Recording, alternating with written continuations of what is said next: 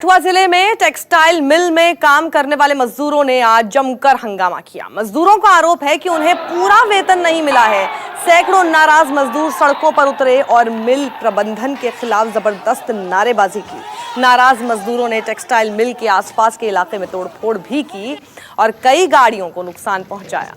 मजदूरों का ये हंगामा काफी देर तक चलता रहा। लोगों को समझाने पहुंचे आईपीएस शैलेंद्र मिश्रा ने भोजपुरी भाषा में लोगों से बात की।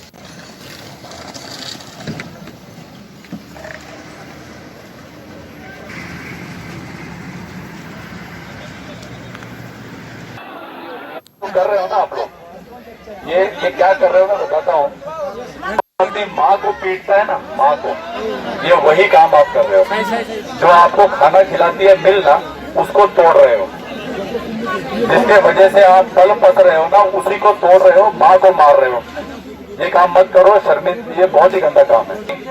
अगर सुप्रीम कोर्ट ही कह दे, हमने कहे कि पूरा पेमेंट करे के बाद, हमने कहे 24 घंटे के अंदर अंदर कंप्लीट पेमेंट कर दीजिए।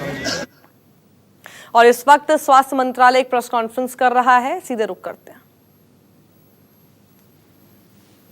ओपी जारी की गई है, उसके अनुसार विदेशों में फंसे भारतीय संबंधित भारतीय दूतावास और उच्च आयोग में अपना पंजीकरण कराएंगे।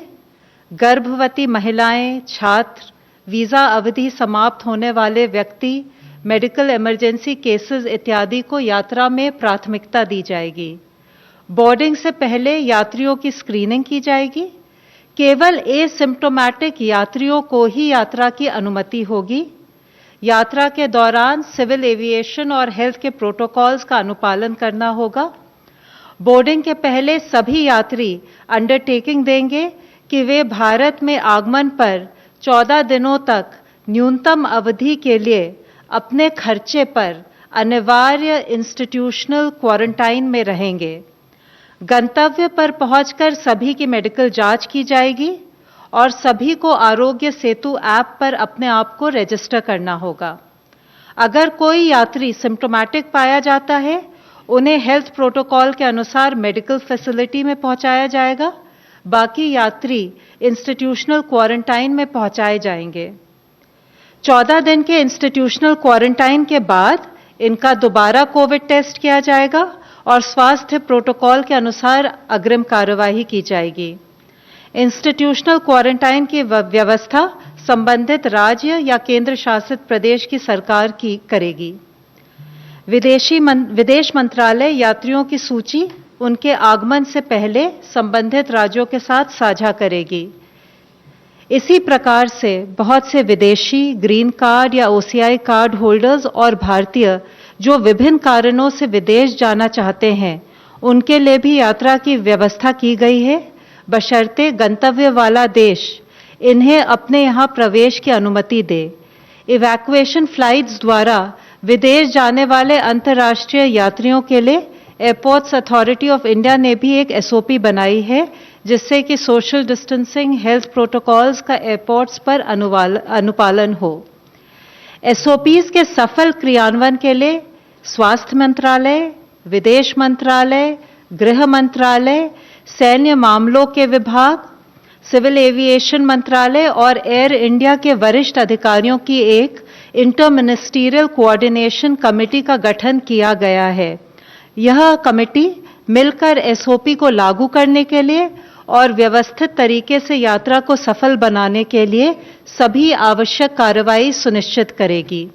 कमेटी संबंधित राज्य सरकारों के साथ विदेश से आने और जाने वाले व्यक्तियों की यात्रा की व्यवस्था के लिए समन्वय करेगी। इस क्रम में नौसेना का जहाज आईएनएस जलश्वा मालदीव्स पहुंच गया है और वहां से लगभग 700 यात्रियों के साथ, जिनमें बच्चे और महिलाएं शामिल हैं, आज रवाना होगा। यह अनुमान है कि 10 मई की रात तक यह कोची पहुंचेगा। कल अबू धाबी से कोची और दुबई से कोझिकोड के लिए फ्लाइट्स लगभग 354 यात्रियों को लेकर पहुंच चुकी हैं। आज सिंगापुर से दिल्ली की फ्लाइट भी 250 से अधिक यात्रियों के साथ पहुंच गई है। 5 और फ्लाइट्स आज पहुंचेंगी।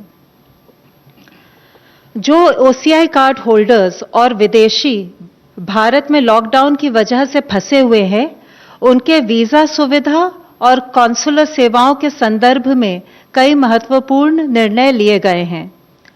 चूंकि लॉकडाउन में अंतर्राष्ट्रीय हवाई यात्रा की अनुमति नहीं है, इस अवधि के लिए ओसीआई कार्ड धारक की multiple entry life long visa सुविधा को स्थगित किया गया है, परंतु ओसीआई कार्ड धारक जो पहले से ही भारत में हैं, उनका ओसीआई कार्ड किसी भी अवधि तक भारत में रहने के लिए वैध होगा।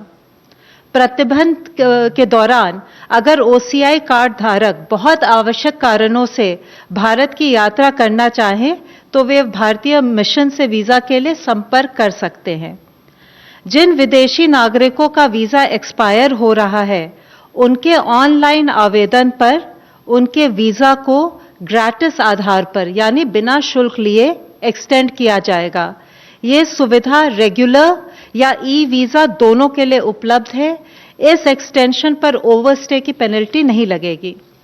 भारत द्वारा अंतर्राष्ट्रीय हवाई यात्रा पर प्रतिबंध हटाने के 30 दिनों की अवधि तक यह वैलिड होगा। मैं फिर से सबसे अनुरोध करूंगी कि यात्रा के दौरान सार्वजनिक स्थानों पर, कार्यस्थलों पर हम राष्ट्रीय निर्देश, सोशल डिस्टेंसिंग और हेल्थ प्रोटोकॉल्स का पूर्ण रूप से अनुपालन करें, जिससे कि कोविड-19 संक्रमण से हम अपना और औरों का बचाव कर सकें। धन्यवाद।